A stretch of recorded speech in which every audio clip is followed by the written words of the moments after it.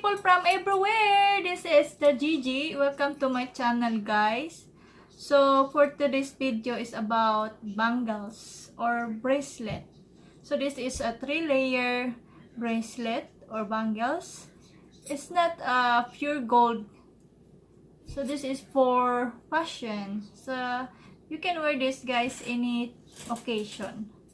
So, nasa pagdadala lang yan, guys. Paano yun yung suotin, paano yung dalhin. Ayan. So, ano lang siya. Tatlo to. 3-layer. Hindi siya pwedeng hiwalayin, guys. Kasi nakaano na siya. Nakadikit. Ayan.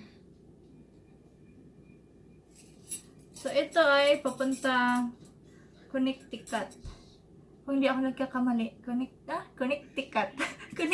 Connecticut. Ano ba yun? Hay, ang dila ko talaga. Pagod si host. Pagod ako, guys. Ang dami ko sang ginawa eh. Inabot ako ng 1 oras o 2 oras kakahanap nito, guys. Kasi, ang dami kong lalagyanan. Hindi ko siya nahanap agad. So, ang hirap po lang magbenta. So, pinost ko to siya sa online ng, I think, 3 months bago siya nabenta. So, I'm not expecting na may bibili nito. So, now, yun na nga, may bumili. So, I'm thankful kahit pa paano nabenta siya, guys. Kasi, ang dami ko talagang mga accessories dito sa bahay na hindi ko na sinusuot. So, maybe sooner or later, guys, I'm doing live selling. So, abangan nyo sa aking Facebook page is Pearly Shell USA.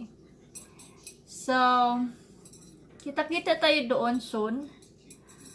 Hindi ko pa kasi natatapos yung aking isang room na ilalagay ko doon yung mga buong item ko, guys.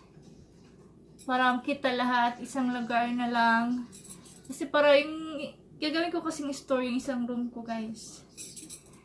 And yun, para yung buong ano ko, paninda, nandun lang sa isang lugar. Hindi ako maghahanap ng doon sa isang kwarto, nandun sa isang kwarto, tapos dito sa baba.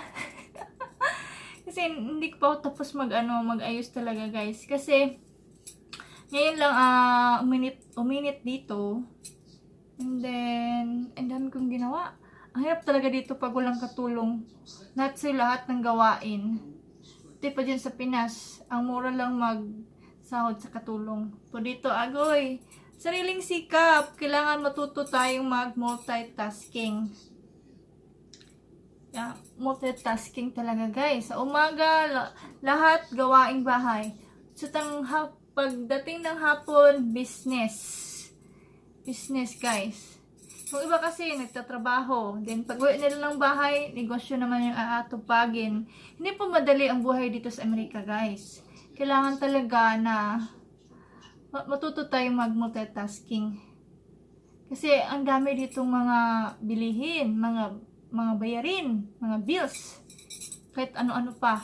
So, we'll see you again next time, guys. Thank you for watching. And please subscribe, like, share, and comment down below after this video. Bye-bye, guys!